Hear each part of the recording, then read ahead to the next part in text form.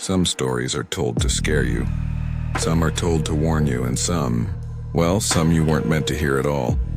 I've spent hours scrolling through forums, lurking in threads where the brave or foolish share their encounters with the unexplained.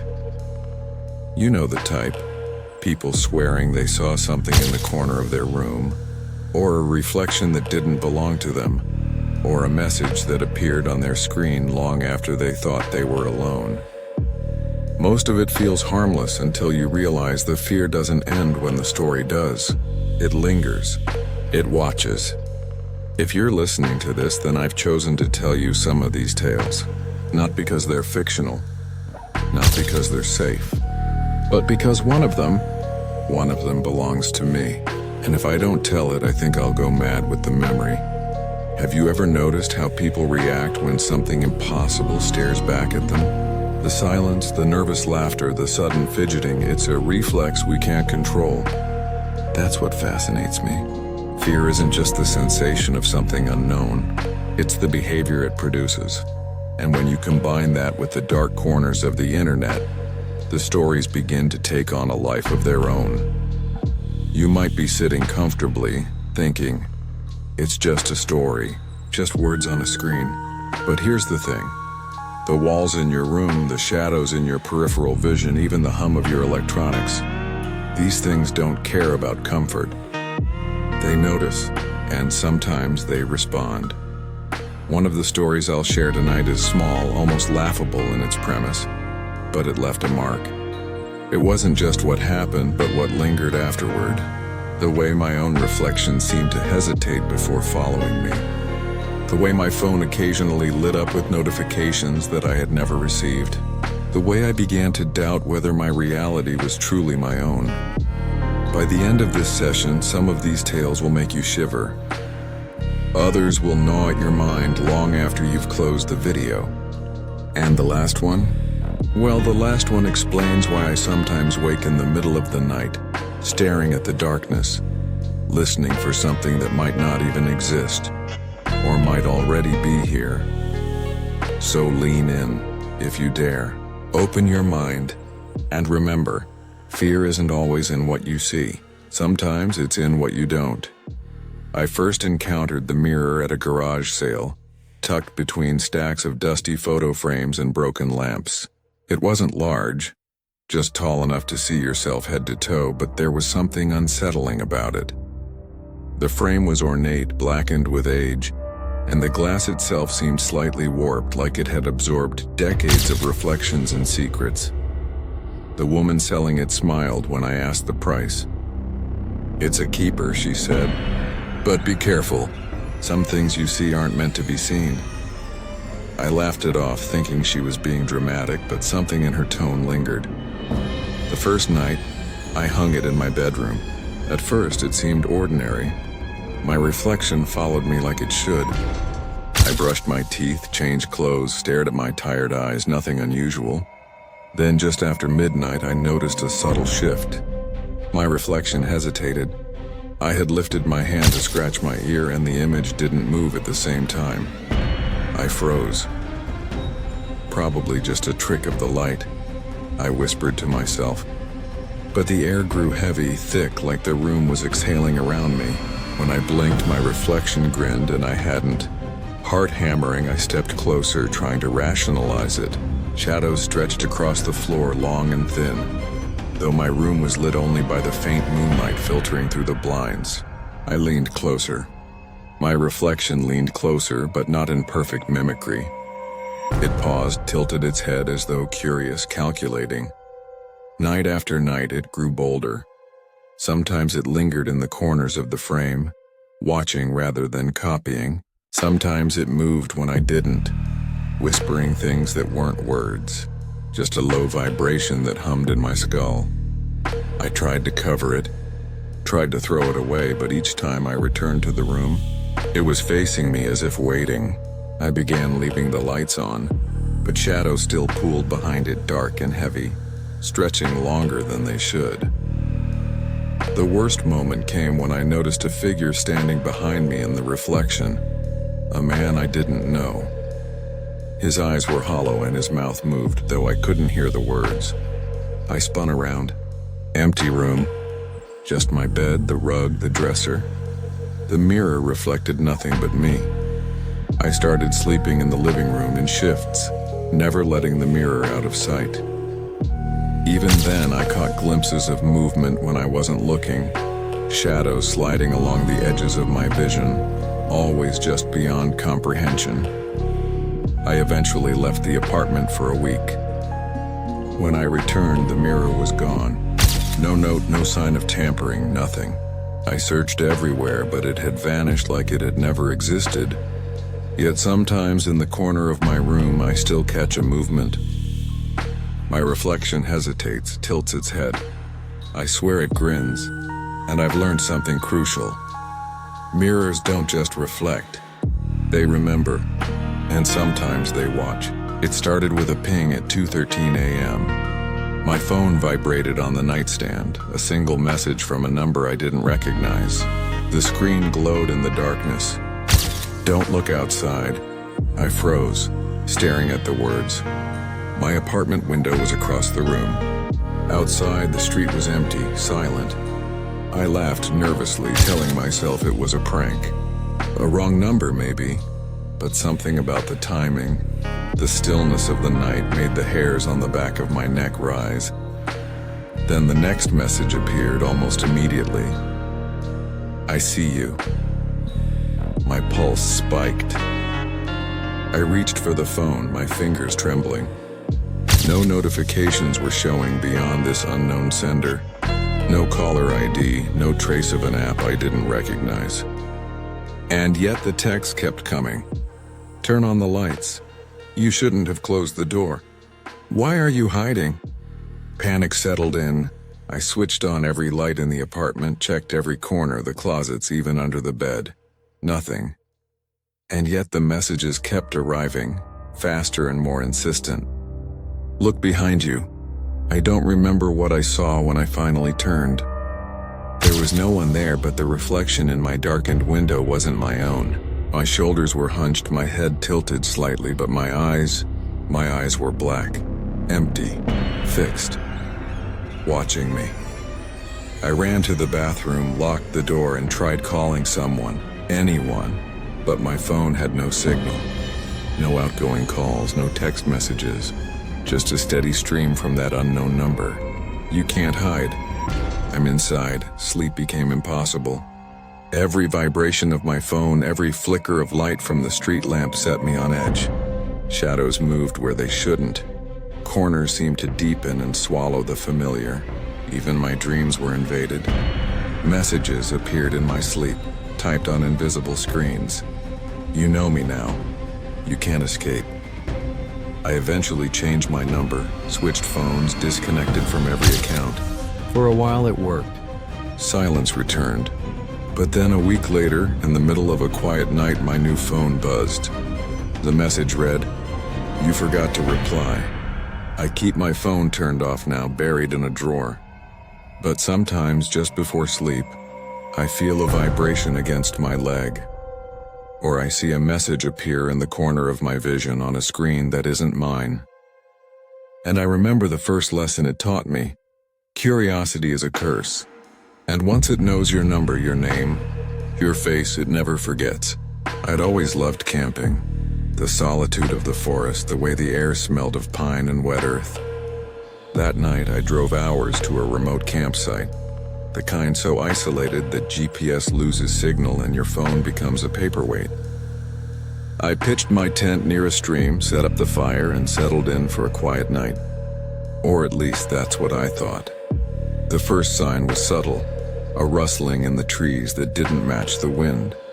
At first I laughed. Probably a deer or a raccoon, but the sound grew deliberate, rhythmic, like footsteps circling. My tent. I froze, straining to listen. Then came a soft knock, 3 taps against the tent's outer fabric. I told myself it was an animal. I kept a flashlight handy and peeked through the flap. Nothing, just shadows stretching long under the moonlight. I shrugged and lay back down, convincing myself it was nothing. Hours later, I woke to a voice. Clear, calm, whispering my name from outside the tent. Alex. I sat up, heart pounding, gripping the flashlight like a weapon. The beam cut through the darkness, illuminating trees, brush, nothing. I called back, voice shaking. Who's there? No reply, just silence, but heavier, oppressive, like the night itself was pressing in. Then I saw it. Movement beyond the tree line. A figure, tall, thin, almost impossibly still. Watching. I froze. Every instinct screaming at me to run, but my legs were heavy, unresponsive. I thought about my car, my warm bed miles away, the safety of civilization. But stepping out meant facing that figure. It disappeared. Just like that, gone. But the footsteps continued. Around the tent. Every time I turned, nothing there. Until I heard a whisper right at the zipper. Come with me. I unzipped cautiously, but the space outside was empty. The forest was silent again, unnaturally so. I felt a presence, though. A gaze, cold and patient, like it had been waiting for me all night. I grabbed my pack and ran without looking back, the fire dying to embers behind me. I never returned to that campsite, but sometimes I see it when I close my eyes. A shadow standing at the edge of the trees, waiting, watching. And I know with a certainty that chills me even now, that it will be there the next time someone dares to sleep alone in those woods. The worst part? I'm not sure it was ever human or that it needed to be. I've always been a gamer. Nights spent in dimly lit rooms, the glow of the monitor reflecting in my eyes, headphones on, world shut out. It was my sanctuary. That is, until I found the game. It wasn't advertised anywhere. No reviews, no storefront. Just a strange link posted on a forum I'd never heard of. Play if you dare, it said. Curiosity got the better of me. I downloaded it, expecting some indie horror novelty, a few jump scares, nothing more. At first, it was nothing unusual. A pixelated character, wandering through eerie landscapes, low ambient music, occasional creepy whispers. But soon things began to shift. Objects appeared where they shouldn't. Rooms stretched impossibly long, hallways folding back on themselves. And the whispers, they weren't in the speakers anymore. They were in my head. Look behind you. I laughed nervously, thinking it was clever sound design. But my apartment was dark, silent, and when I obeyed the command, there was nothing. My reflection in the monitor's glow seemed off. The character on the screen began mimicking movements I hadn't made. Then the glitches became personal.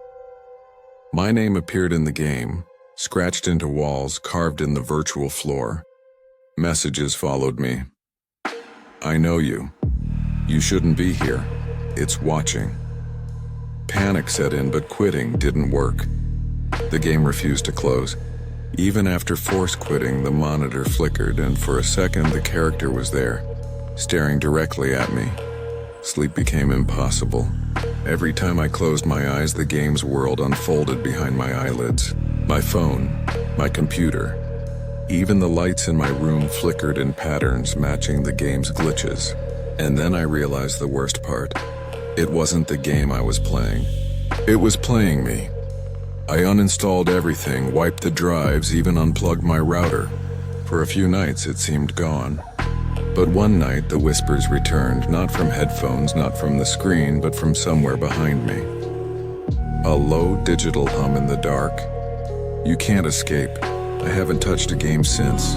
And sometimes when I walk past a screen, even a turned off one, I see a shadow in the corner, pixelated and waiting, as if asking, "Will you play again?" I used to live in a quiet apartment complex. The kind where you nod politely to neighbors but never really know their names. Except for Mr. Evans, the old man who lived directly across the hall from me. He was odd, not in a threatening way, just peculiar, always humming to himself, always peeking out through his blinds at strange hours. We'd exchange a few words when we crossed paths, about the weather, the noise from the street, or the way the lights in the hallway seemed to flicker more often than they should. He once told me, half joking, that light isn't broken. It's warning us. I laughed it off, but he didn't. One night I heard him through my thin walls, not humming this time, but muttering, repeating something over and over, "Don't open the door. Don't open the door." I figured he was just senile, maybe losing his grip on reality. But then one evening I realized I hadn't seen him for days. His blinds stayed shut. No footsteps. No humming. And when I finally knocked on his door, no one answered. What unsettled me wasn't his absence, it was the smell. A faint metallic tang seeping from under the door. I reported it to the landlord, but by the time he came to check, the smell was gone. The door opened easily. The apartment was empty. Completely empty. No furniture, no clothes, no photographs. Like no one had ever lived there. The landlord looked at me like I was making it up. "Place has been vacant for months," he said. But that was impossible. I had talked to Mr. Evans almost every day. I had seen him dragging groceries up the stairs, fumbling with his keys. I had even borrowed salt from him once. Yet here was his apartment bare, dustless, as if sealed. That night I woke up to someone knocking on my door. 3 slow, deliberate knocks. I froze, remembering his muttering. "Don't open the door." I checked the peephole. The hallway was empty. The next day I asked around. Nobody else remembered him. Not even the mail carrier who I know delivered packages to him. It was as if he had been erased from everyone's memory but mine. The only proof I had was a salt shaker in my kitchen. One that didn't match the rest of my set. His salt shaker. A small, ordinary object that screamed at me every time I looked at it. He was real. The knocking returned every night after that. Always 3 knocks. Always at 3:03 a.m. I stopped sleeping. I stopped leaving my apartment. The hallway light flickered exactly the way he'd warned me. And then, one night instead of knocking, the doorknob turned. Slowly, quietly. I sat in the dark, holding my breath, watching the shadow beneath the door. It stretched across the floor far too long for any human. When I finally turned on the light, it vanished. I've since moved far away. But I took the salt shaker with me. I don't know why. Maybe to prove to myself I didn't imagine him. Maybe because a part of me knows the knocking isn't tied to that building. It's tied to me, and sometimes late at night I hear it again. 3 slow knocks from somewhere I can't pinpoint. The salt shaker rattling softly, as if something unseen is testing the walls between here and wherever Mr. Evans went. I've never been afraid of mirrors. They're just glass, right? Harmless reflections of the world around us. At least that's what I thought, until I inherited the one from my grandmother's attic. It was tall, Victorian, the kind you'd expect to see in some dusty old mansion.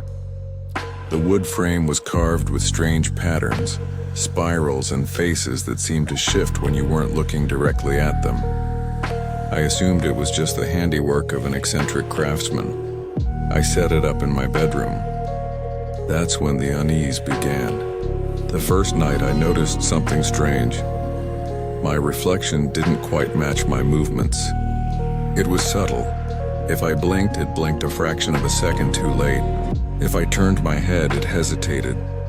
I chalked it up to paranoia, maybe a trick of the light. But then it smiled at me.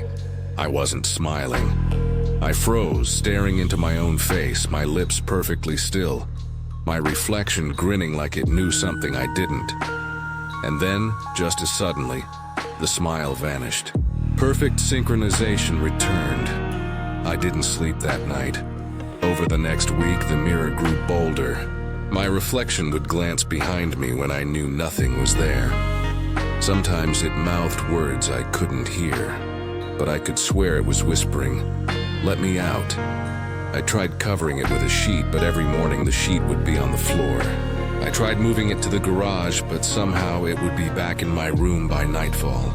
My roommate swore she didn't touch it, and I believed her, because I could hear the dragging sound at 3 a.m. One night, I decided to test it. I stood in front of the mirror with a candle. My reflection didn't hold one. Its hands were empty. Then slowly, it raised its palm against the glass, pressing hard enough that I saw the skin flatten. I felt nothing. but the candle flickered as if something had moved in the room. The next day, I noticed bruises forming on my arm, finger-shaped, though I hadn't been touched. I became obsessed, watching it for hours, and the more I stared, the more I realized something terrifying. The reflection wasn't me. Not exactly. The eyes were wrong. Too dark, too deep, like pits of polished stone. And when I tilted my head just so, its face would linger a moment too long in that unnatural angle before snapping back. I called my grandmother, desperate for answers. She went quiet when I mentioned the mirror. Finally, she said, "You should have left it in the attic. It doesn't show you. It shows what wants to be you." That was the last time we spoke. She passed away 2 weeks later. Since then, I've tried to destroy the mirror. Sledgehammers bounce off it, leaving not a crack. Fire won't touch it. And the worst part? Sometimes I catch my reflection standing in the mirror, even when I'm not in front of it. Watching, waiting. The other night, I woke to the sound of shattering. The mirror had fallen forward onto the floor. My heart leapt. Finally, maybe it had broken. But when I turned on the light, the glass was intact. The frame was split wide open and the reflection, my reflection, was gone. Now, when I look into any mirror, I don't see myself, just emptiness. Sometimes I feel eyes watching me from the other side, studying the world they've finally stepped into. And sometimes, late at night, I catch a glimpse of my own face in the corner of the room, smiling that same too wide smile. It started innocuously enough. An app recommended by a friend in a late-night group chat. "It predicts your future," he said. Totally harmless, just for fun. I downloaded it at 11:57 p.m., curious. The icon was simple, a black circle with a single white eye. The moment I opened it, my phone dimmed and a countdown appeared. 03 wows AM. I laughed nervously. Just some gimmick, I told myself. The first notification came exactly at 3. "You're being watched." I thought it was a joke. Maybe a weird prank app. I tried deleting it, but it refused. Every attempt to remove it returned the same countdown. I tried shutting down my phone, but it powered back on at 2:59 a.m. Screen glowing, countdown ticking. Curiosity got the better of me. I opened the app again. The screen showed my room, or rather a live feed of my bedroom from an angle that didn't match any camera I owned. I froze. My bed, my desk, everything perfectly mirrored. And then I saw something in the corner, a shadow standing still, watching me. The app sent another message. "It knows you're awake." I tried to shake it off. Maybe it was a bug. Maybe it was some weird coincidence. But over the next few nights, the app's predictions became personal. Notifications describing actions I hadn't yet taken, predicting movements I hadn't even considered. "You will turn your head. You will check the door." And I did every single time. Sleep became impossible. Every vibration, every chime, every subtle glow from my phone felt like a signal. Shadows in my room lengthened, condensed, sometimes moving against the natural flow of light. And always the sense that I wasn't alone. One night I decided to test it. I left my phone on the counter and I hid in the closet. The countdown hit 0. The app opened itself, and the feed, it showed me, crouched, hiding, staring directly at my own phone. But the shadow in the corner had moved, closer, larger, watching, waiting. I never left the closet. I couldn't. When I finally peeked, the room was empty.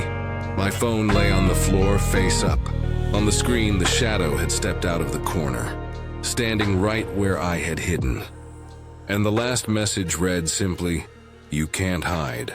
I deleted the app. Or I thought I did.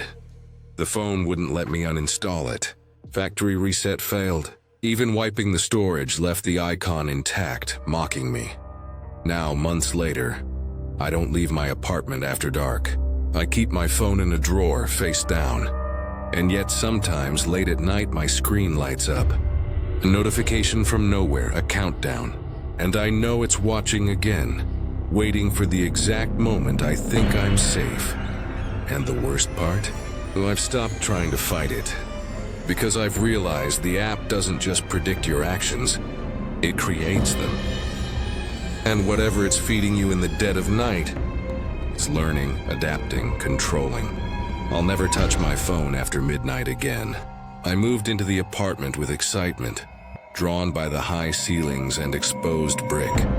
The previous tenant had left in a hurry, leaving behind furniture, boxes, and a few oddities. One of those oddities was a door I never noticed at first, hidden behind a tattered curtain in the hallway. It had no handle, just a keyhole. I assumed it was a storage closet and didn't think much of it. But over the first week, I started noticing strange things. Doors in my apartment creaked open when I wasn't near them. I'd hear soft thuds or whispers at odd hours, and that hidden door seemed to hum. One night, curiosity overcame me. I found a skeleton key in the kitchen drawer. It didn't fit anything else, and tried it in the keyhole. To my shock, it turned smoothly. The door swung open, revealing a room I didn't recognize. It was furnished like a living space, but outdated, as if preserved from decades ago. A small bed, a chair, a dresser with a cracked mirror. Dust lay thick on everything, yet the air felt heavy and alive. I stepped inside and the door slammed behind me. The room had no windows, no ventilation, but I could hear footsteps outside, slow and deliberate. I tried the door, it wouldn't budge. Panic set in, and then I saw it, a figure in the corner, slight, hunched, faceless, watching. When I blinked, it was closer. Each time I looked away, it moved. Always closer, always silent. I backed into the wall. The whispers started. Not words, just fragments. You shouldn't be here. Leave now. The room felt alive, breathing, shrinking around me. The mirror on the dresser flickered. My reflection wasn't mine. It was empty, hollow, staring back at me as if it were waiting to step out. I screamed. The door finally swung open on its own. I ran into the hallway, heart hammering, gasping for air. I never went back. Days later, I asked my neighbors. What door? They said. There's no door in your apartment.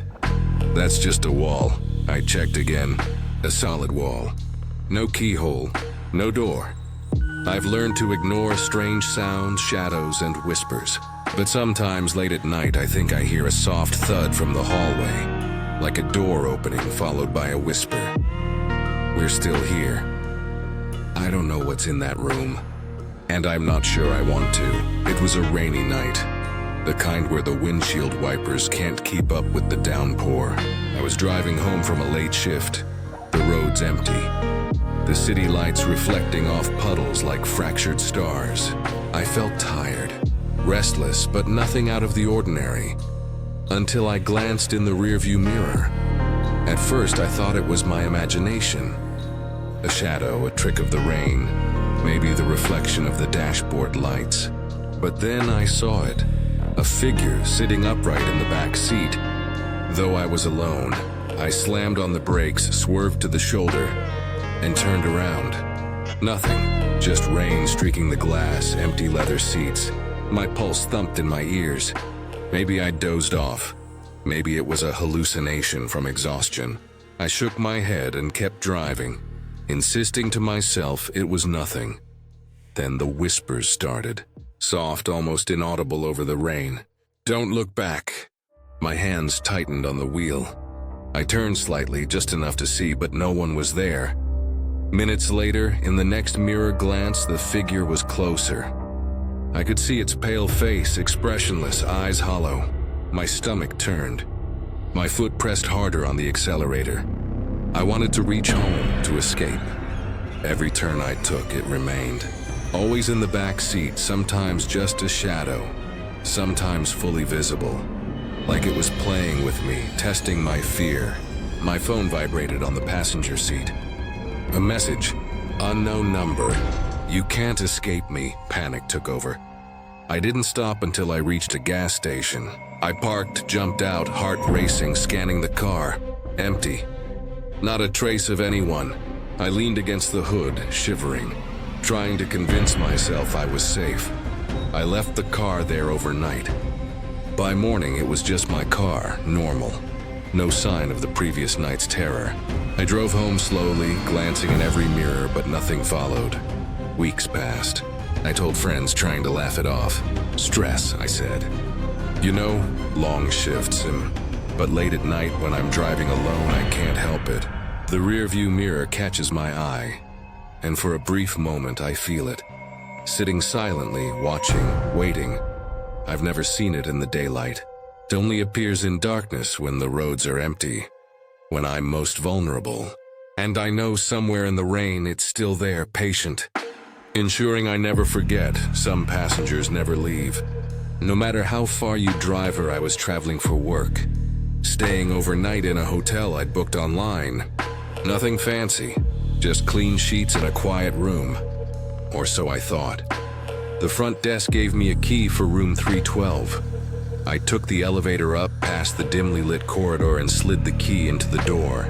It opened smoothly, but as I stepped inside, something felt off. The furniture was arranged differently than in the photos.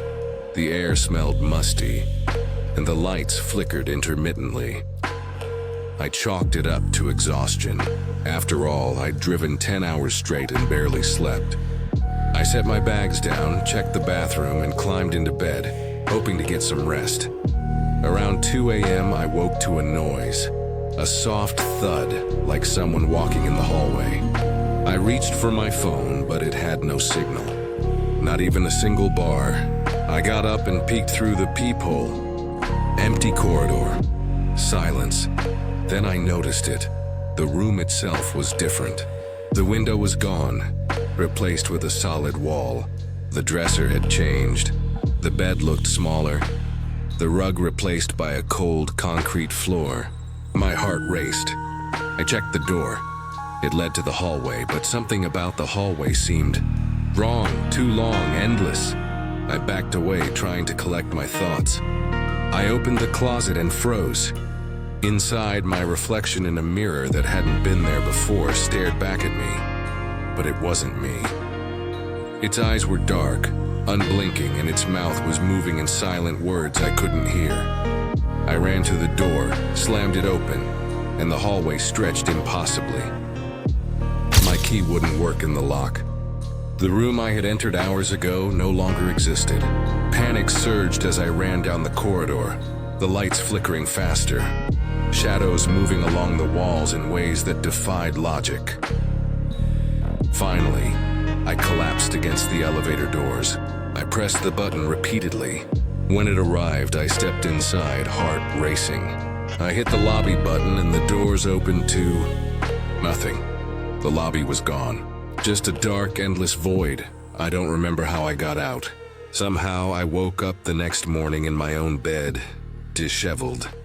The hotel key on my nightstand. My phone had signal again and every app worked normally. I tried calling the hotel. They had no record of my reservation. Months later, I drive past that hotel. It looks ordinary, mundane. But I don't stay. I don't enter. And sometimes, late at night, I swear I see the lights flicker in patterns that match the hallway from that room that should never have existed. I've learned to trust ordinary spaces less than strange ones. Because sometimes the places we think are safe are just illusions, waiting for the right night to vanish again. I take the same bus every morning, the one that winds through the empty streets before sunrise. I usually keep my headphones on, music loud enough to drown out the cold and the silence. But that morning something felt different. The bus stop was empty as usual, except for a figure standing at the far end. I squinted, trying to make out details. It was tall, impossibly still, and wrapped in a dark coat, hood pulled low. The kind of presence that makes you instinctively look away. But I couldn't. When the bus pulled up, I stepped on, trying to ignore the figure. But when I looked through the rear window, it was closer. Not walking, just gliding slightly, silently, keeping pace with the bus like it knew my destination. I tried rationalizing it. Jogger? someone waiting for a different bus. But there was no face, only a shadow, and the air around it seemed colder, heavier. I could feel it pressing against me even through the glass. Days passed and it became a pattern. Every morning there it was, standing silently, waiting. I never saw a face, never saw movement beyond the slow approach. Sometimes I'd try to engage. "Do you need help?" I asked once, heart pounding. Silence. The shadow tilted its head. A mockery of curiosity or understanding, I couldn't tell. Then came the whispers. At first faint, carried by the wind as the bus rumbled down the street. "You shouldn't be here. We see you." At stoplights, I'd glimpse it closer than the road allowed, right at the edge of my vision. One morning, the bus driver noticed me staring. "Everything okay?" he asked. I nodded, but my stomach churned. I couldn't explain it. No one else saw it. No one else even seemed aware of its presence. It followed me off the bus one day. I turned a corner trying to shake it, and for the first time I thought I lost it. But that night, when I looked out the window, it was there. Standing across the street, hooded, faceless, waiting. Sleep became difficult. Every sound outside my apartment, every flicker of light felt like it belonged to the shadow. I started avoiding the bus, walking longer routes, staying home late. But the feeling of being watched never left. I don't know what it wants or why it chose me. All I know is that it's patient, relentless, and utterly silent. An observer of the mundane, marking the rhythms of my life. And sometimes, when I'm alone in the dark, I can feel it just beyond the edges of light. Waiting, watching, always watching. When I inherited my grandparents' old house, I expected creaky floors, drafty windows, and a list of repairs longer than my arm. What I didn't expect was the basement door. It was heavy oak, reinforced with bolts and secured by 3 separate locks. My grandfather had always told me the basement was unsafe, but I thought he meant old wiring or weak support beams. The paranoia in the locks seemed excessive. For weeks I ignored it. I lived upstairs, cooked, slept, worked, all while pretending the basement didn't exist. But curiosity grew, especially when I started hearing sounds beneath the floorboards. Slow dragging, like furniture scraping against concrete. Sometimes faint knocking that came in threes. Finally, I caved. I dug through the old drawers until I found the keys. My hands shook as I slid each lock open. The door groaned as it opened, releasing a rush of cold, damp air that smelled like soil and rust. The basement steps creaked as I descended, flashlight trembling in my grip. The air felt heavier the further I went. At the bottom, the beam revealed a clutter of old boxes, tools, and broken furniture. But one thing stood out. A door within the basement wall, small, narrow, with scratches etched deep into the wood. I crouched closer, reading the marks. Not random gouges, words. Desperate, uneven words. "Don't open. Help me." My stomach dropped. I turned to leave, but the knocking started again. This time from behind the small door. 3 deliberate thuds. My flashlight flickered, and I swore I saw a hand press against the wood from the other side. Pale, too long-fingered, trembling. A voice followed, muffled, pleading. "Please, let me out." I stumbled backward, tripping over an old chair. The knocking turned into pounding. The basement shook with it. Dust fell from the ceiling. Boxes toppled, and the smell of rot intensified. I scrambled up the stairs and slammed the main basement door shut, fumbling the locks back into place. The pounding continued for a few minutes, then silence. The next morning I went back. The locks were intact, the door unmoved, but the scratches had changed. New words carved deeper into the wood. "Why didn't you help me?" Now every night the knocking returns. Sometimes soft, sometimes violent, always in threes. I can hear the whispers through the floorboards, muffled but urgent, begging me to unlock that door again. I won't. I can't. But I know one day I'll make a mistake. And whatever's in that basement, it's waiting.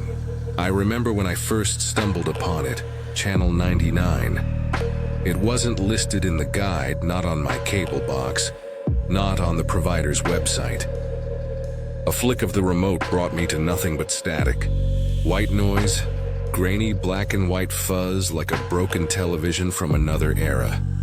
At first, I assumed it was a glitch. I flicked through channels, unplugged the cable, reset the box, nothing worked.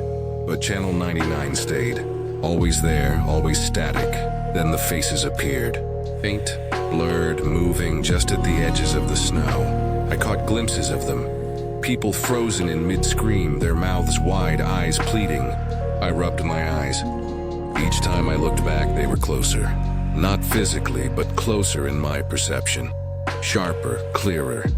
The audio began next. At first I heard nothing. Then whispers, low and distorted, creeping through the static. Turn it off. Don't watch.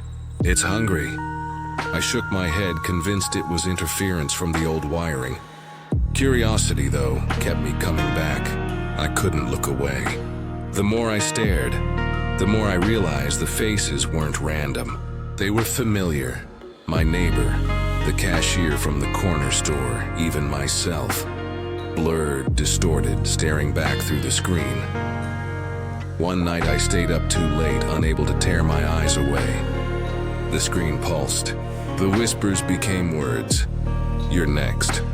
My reflection appeared behind the faces, distorted and elongated. I reached to turn off the TV, but my hand froze. A shadow moved behind me. Slow, deliberate, I dared not turn. The static intensified, a high-pitched screech filling the room. And then, in the corner of the screen, the face of someone I didn't recognize appeared. Pale, wide-eyed, mouth opening impossibly wide. The whispers screamed, "Let us out!" I ran from the room, pulling the plug, throwing the TV against the wall. The static continued for hours, flickering on and off, even with no power source.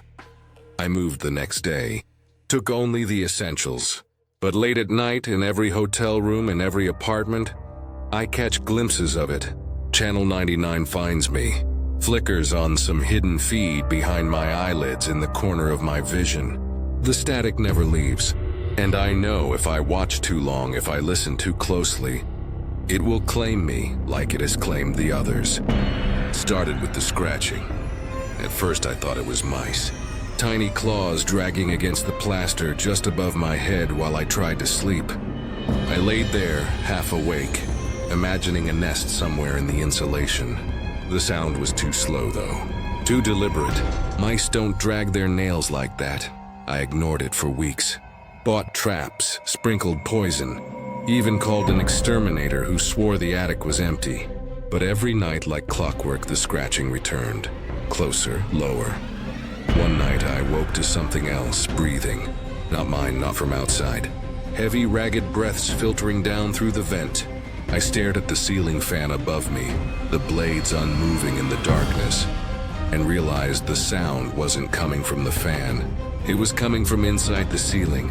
I grabbed a flashlight, climbed the narrow ladder into the attic, my heart pounding with each step. The light cut through dust and insulation, catching nothing but shadows. The air was stifling, heavy, and I told myself I was paranoid. But as I turned to climb back down, the beam of my flashlight passed over something that made my blood turn to ice. A handprint, pressed into the insulation. Too big, too human. I didn't sleep that night. Over the next week, the noises grew bolder. Not just scratching, now shuffling. The sound of someone dragging their body across beams. Sometimes I'd hear faint knocking, like fingers drumming against the plaster. Sometimes, laughter. I started sleeping on the couch, far from the ceiling. That was when I saw it for the first time. I woke to the faintest creak of wood, glanced upward and caught movement in the shadows. The ceiling vent above me shifted slightly. A pair of pale fingers curled around the slats from the inside. I froze, too terrified to move. The fingers slipped away. The vent settled back in place. I left the house at dawn, drove until the gas tank was nearly empty, booked a motel just to feel safe. But when I returned, the house felt wrong. The air was thicker, every corner watching. That night, lying in bed with every light on, I heard a voice whisper through the vent. "You shouldn't have looked." I bolted upright, staring at the ceiling. The vent rattled violently, screws falling loose one by one. Something pressed against it from the other side. A face, pale, grinning, stretched too wide. The vent dropped, and in that instant I saw him fully, crawling, contorted, his body twisted like a spider, limbs bent the wrong way. His head turned toward me, eyes black pits in the dark. I ran. Out of the room, out of the house, down the street barefoot. I didn't stop until my legs gave out. I never went back.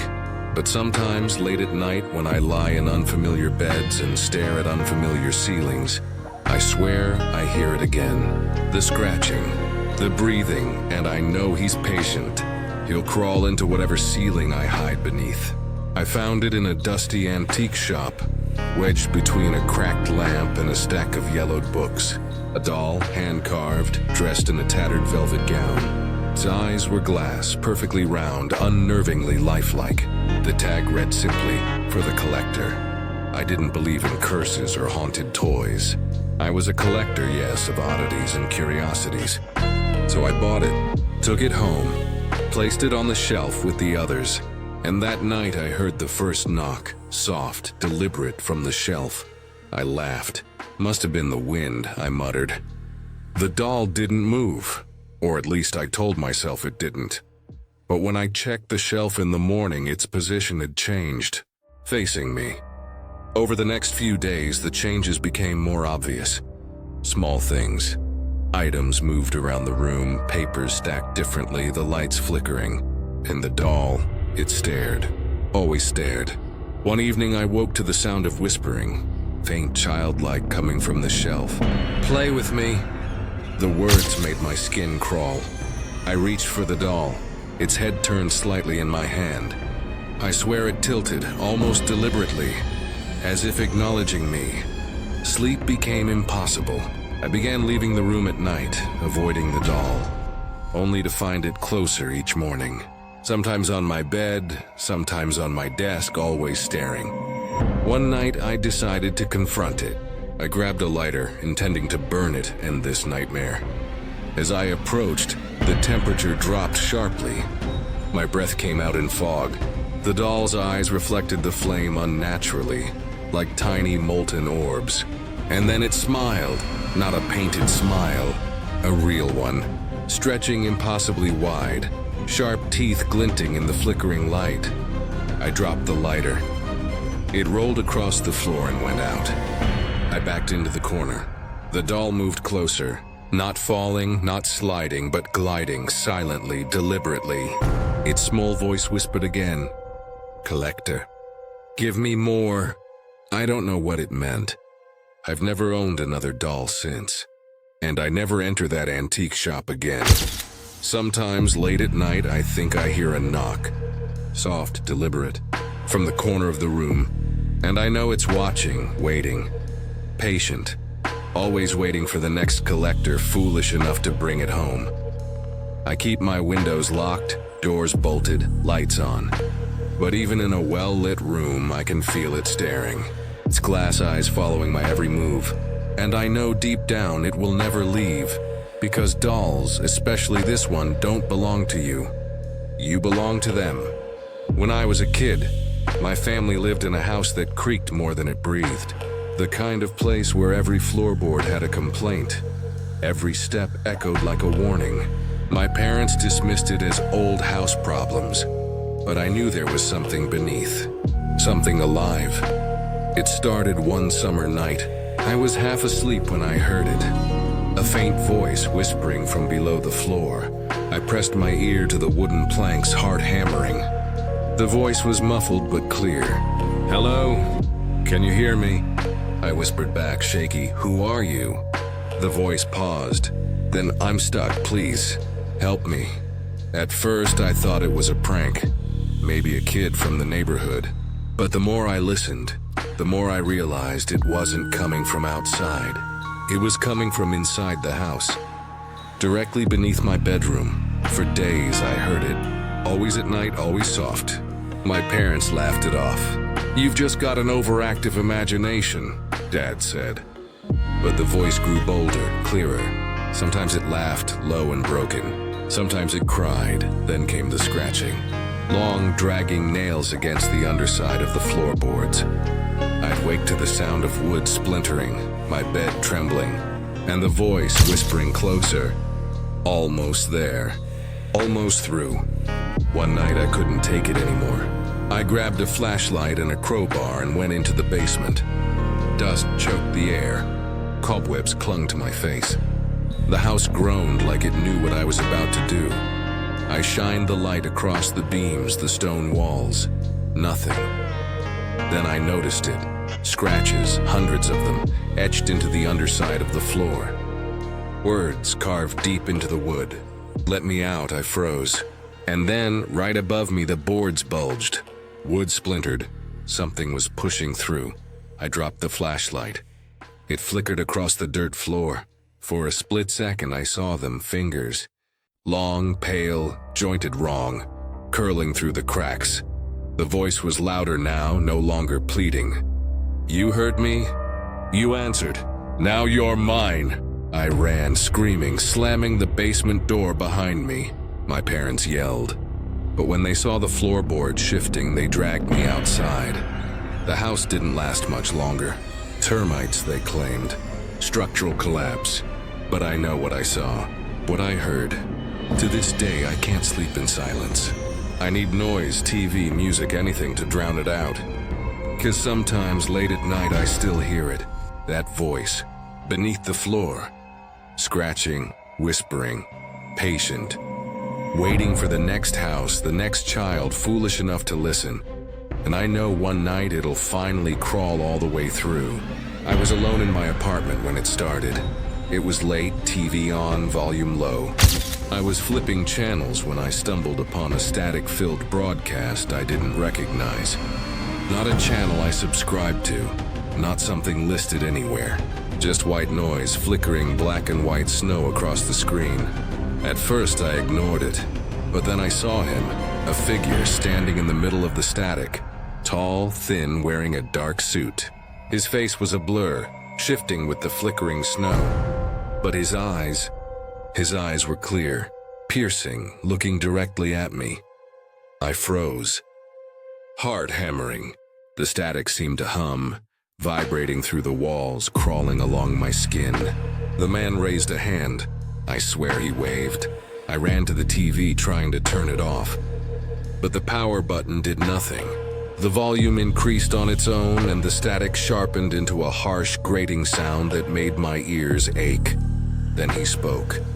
Not with words I could understand, but thoughts pushing directly into my mind.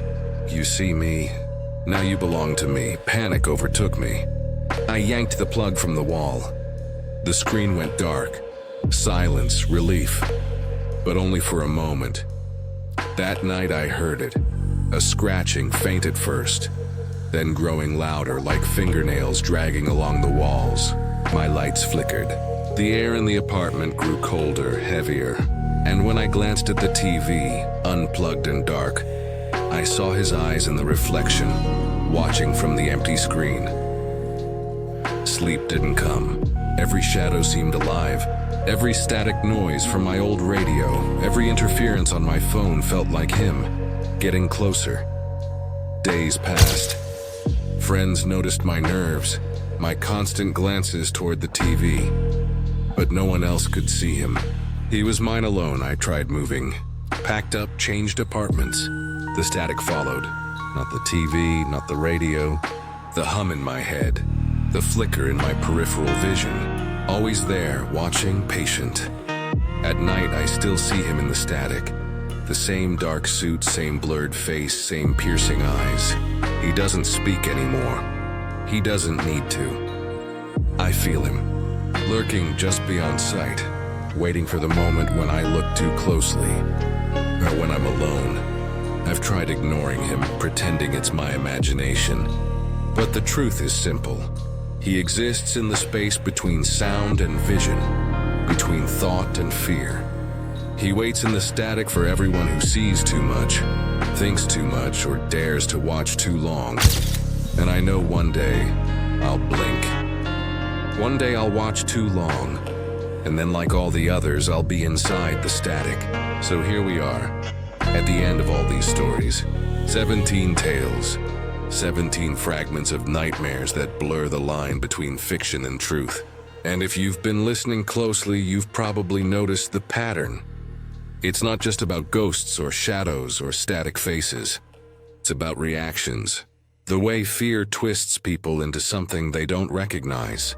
Some laugh when the impossible happens. Some freeze. Some run, and some, they invite it in. I used to think ghost stories ended when the lights came on. That fear was temporary. A cheap thrill, something you could put away like a book on a shelf. But after everything I've seen, everything I've felt, I can't lie to myself anymore. Fear doesn't end. It lingers. Clings like smoke to your clothes, like static on your skin. Maybe you're wondering which one of these stories was mine. I promised I'd tell you, and the truth is, it doesn't matter. Because once you've stared into the abyss long enough, once you've felt something staring back, all the stories start to blur together. My memories, their memories, your imagination. It's all part of the same nightmare. But I will give you this.